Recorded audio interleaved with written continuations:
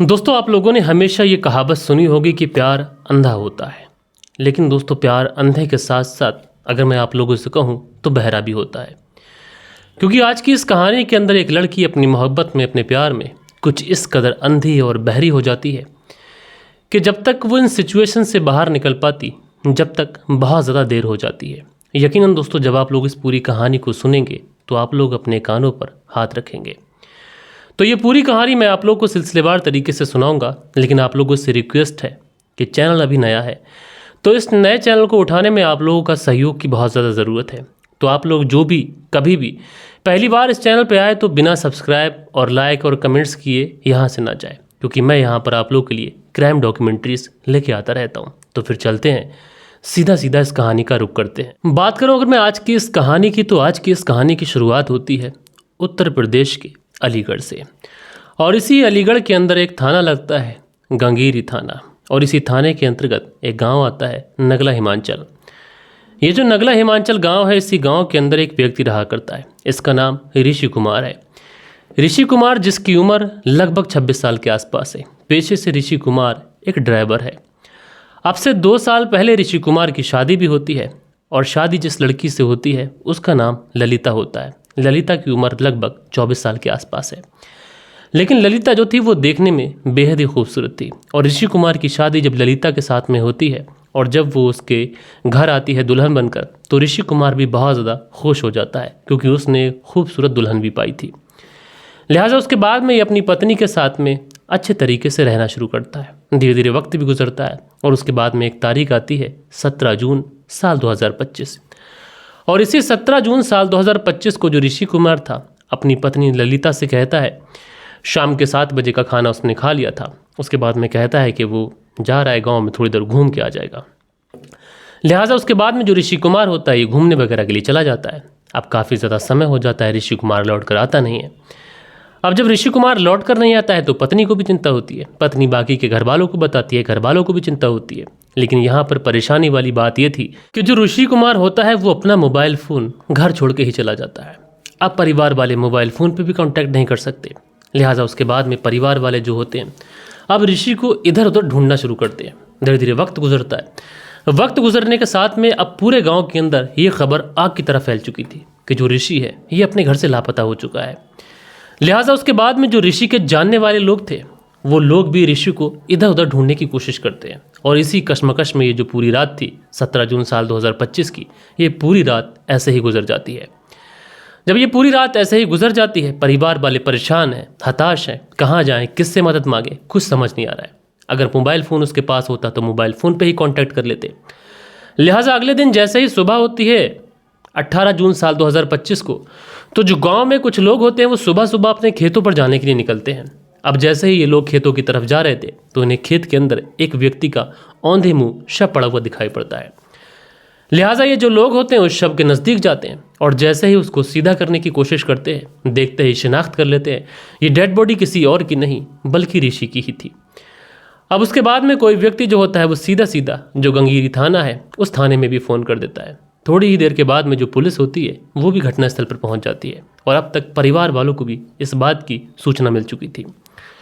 लिहाजा उसके बाद में पुलिस जो थी इस डेड बॉडी की बहुत ही बारीकी से समीक्षा करती है। तो पुलिस को पता चलता है कि इस डेड बॉडी पर कोई भी चोट, कोई भी खरोंच का निशान नहीं था, सिवाय एक ज़ख्म के जो कि गोली का ज़ख्म दिखाई पड़ रहा था।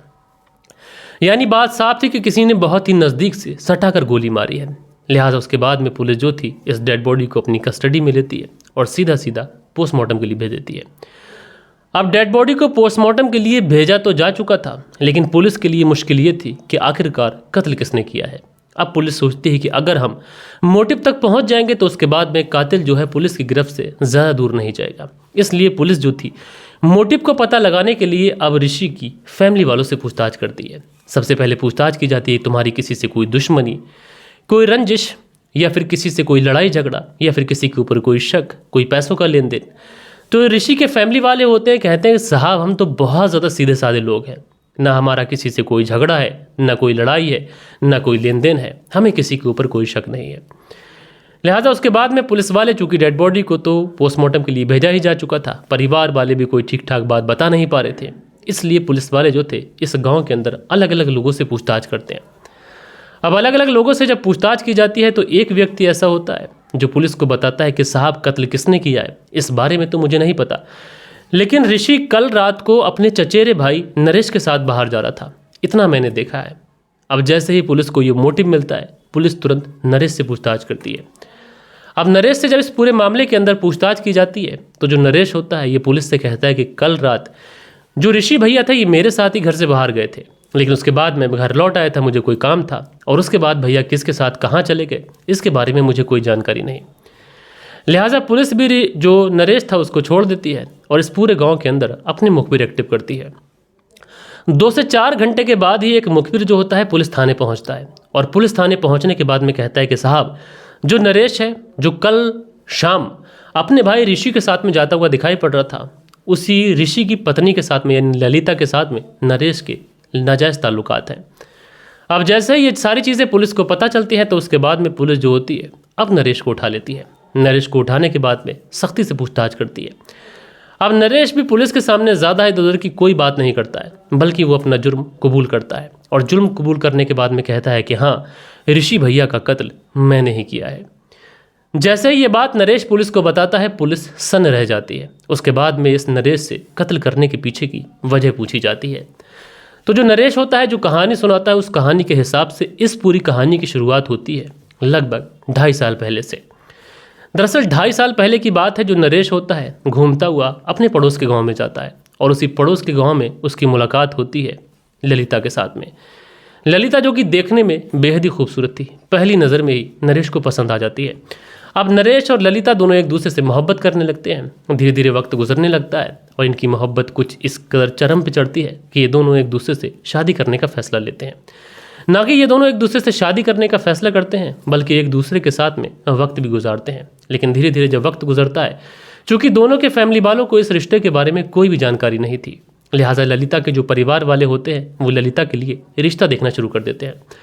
और ये जो परिवार था ललिता का ये नरेश के ही गांव में पहुंच जाता है और नरेश के ही चचेरे भाई ऋषि कुमार के साथ में अपनी बिटिया ललिता का रिश्ता तय कर देते हैं। अब जैसे ही ललिता को ये पता चलता है कि उसका रिश्ता हो चुका है, लेकिन चाह कर भी वो अपने परिवार को अपने प्रेमी के बारे में नहीं बता पाती है। लेकिन जब ललिता को ये पता चलता है उसका रिश्ता जिस लड़के के साथ में हुआ है वो लड़का कोई और नहीं बल्कि नरेश का ही चचेरा भाई है, ये सुनकर ललिता खुश भी हो जाती है और उसके बाद में अपने प्रेमी नरेश को कॉल करती है। और नरेश को कॉल करने के बाद में कहती है कि मेरी शादी फिक्स हो चुकी है, लेकिन तुम्हें अपने घर वालों को किसी को भी ये बात बताने की ज़रूरत नहीं है। दरअसल खुशखबरी ये है कि मेरी शादी जिस व्यक्ति से तय हुई है वो तुम्हारा ही चचेरा भाई ऋषि कुमार है, और अगर मैं शादी कर वहाँ पे आ जाऊँगी तो हम लोगों को मिलने जुलने में कोई भी कठिनाई नहीं होगी।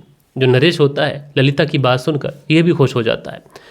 उसके बाद में 2 साल पहले ललिता और ऋषि कुमार की शादी हो जाती है। शादी होने के बाद में जो ललिता थी जब ऋषि कुमार की दुल्हन बनकर उसके घर पहुंचती है तो यह भी झूठ-मूठ का इतना प्यार दिखाती है कि अपने पति ऋषि कुमार और अपने सास ससुर को भी बेइंतहा मोहब्बत करती है, उनकी खिदमत करती है। जो प्रेमी नरेश था चूँकि उसकी ये भाभी बन चुकी थी तो इस घर पर आने जाने में उसको कोई भी परहेज नहीं था। जब चाहता था आता था, जब चाहता था चला जाता था। जो ऋषि कुमार था ये पेशे से ड्राइवर था तो ये अपनी गाड़ी वगैरह पे भी चला जाया करता था। अब इसी दौरान नरेश को मौका मिलता तो ये अपनी ही भाभी और प्रेमिका, भाभी उर्फ प्रेमिका कह लें, उसके साथ में टाइम भी बिताया करता था। धीरे धीरे वक्त ऐसे ही चलता रहता है और तकरीबन 2 साल गुजर जाते हैं। 2 साल तक जो ललिता थी ये अपने पति और अपने देवर इन दोनों को खुश कर रही थी। समय यूं ही गुजरता रहता है, लेकिन ऋषि कुमार को कहीं से ये पता चल जाता है कि उसकी पत्नी ललिता और उसके ही चचेरे भाई जिसका नाम नरेश है, इन दोनों के बीच में अफेयर चल रहा है। लेकिन जो ऋषि कुमार था उसको इस बात की जानकारी उड़ते उड़ाते मिली थी। हालांकि उसने अपनी पत्नी और अपने चचेरे भाई को कभी भी रंगे हाथों नहीं पकड़ा था। अब उसके बाद में वो अपनी पत्नी के ऊपर थोड़ी सी सख्ती रखता है, थोड़ी सी नज़र टेढ़ी रखता है, थोड़ा सा उसके ऊपर ध्यान रखता है, और ये चीज़ें कहीं ना कहीं ललिता नोटिस कर रही थी। अब ललिता उसके बाद में अपने प्रेमी नरेश कुमार को कॉल करती है और कहती है कि अब हमारा मिलना पॉसिबल नहीं है। दरअसल जो मेरा पति ऋषि कुमार है उसको हमारे रिश्ते के बारे में भनक लग चुकी है। अब नरेश ये बात सुनता है तो भड़क जाता है। वो कहता है कि मैंने पहले ही कहा था कि हम लोग भाग चलते हैं और अब तुम्हारे पति को पता चल गया, अब भला हम कैसे मिलेंगे। तो जो ललिता होती है कहती है इसमें घबराने जैसा कुछ भी नहीं है, बल्कि अब वक्त आ गया है कि मेरे पति ऋषि कुमार की हत्या करनी चाहिए। उसके बाद में ये दोनों मिलकर प्लानिंग करते हैं, हत्या कैसे करनी है, कब करनी है, सारी साजिश करते हैं। उसके बाद में नरेश कुमार जो होता है एक देसी कट्टे का इंतजाम करता है। और उसके बाद में 17 जून साल 2025 को ये अपने भाई ऋषि कुमार को दारू पिलाने के बहाने गांव से बाहर लेके जाता है और जंगल में ले जाने के बाद में ये अपने भाई को पहले तो काफ़ी ज़्यादा शराब पिलाता है और उसके बाद में गोली मारकर उसकी हत्या कर देता है। हालांकि नरेश जब उसके ही भाई ऋषि कुमार को लेके जा रहा था, ये बात एक कहीं ना कहीं ललिता को बहुत अच्छे से पता थी कि आज उसके भाई उसके पति के साथ में क्या कुछ होने वाला है, लेकिन उसके बावजूद भी उसका दिल नहीं पसीजा। उसके बाद में ऋषि कुमार की हत्या करने के बाद में जो नरेश होता है अपनी प्रेमिका ललिता को कॉल करता है और कॉल करने के बाद में कहता है काम हो चुका है, कल तुम अपना सामान तैयार रखना, हम लोग भाग जाएंगे। लेकिन ये लोग भाग पाते उससे पहले ही पुलिस ने इस पूरे केस से पर्दा हटा दिया और इन दोनों को गिरफ्तार कर जेल भेज दिया। आप लोग इस पूरी स्टोरी को किस तरीके से देखते हैं, अपनी राय नीचे कमेंट्स में ज़रूर से ज़रूर दीजिएगा। बाकी मैं मिलता हूँ आप लोगों से कल के दिन किसी और स्टोरी के साथ में। जब तक के लिए अपना ख्याल रखें, देश का ख्याल रखें, परिवार के रिश्तों की अहमियत को समझें। जय हिंद, जय भारत।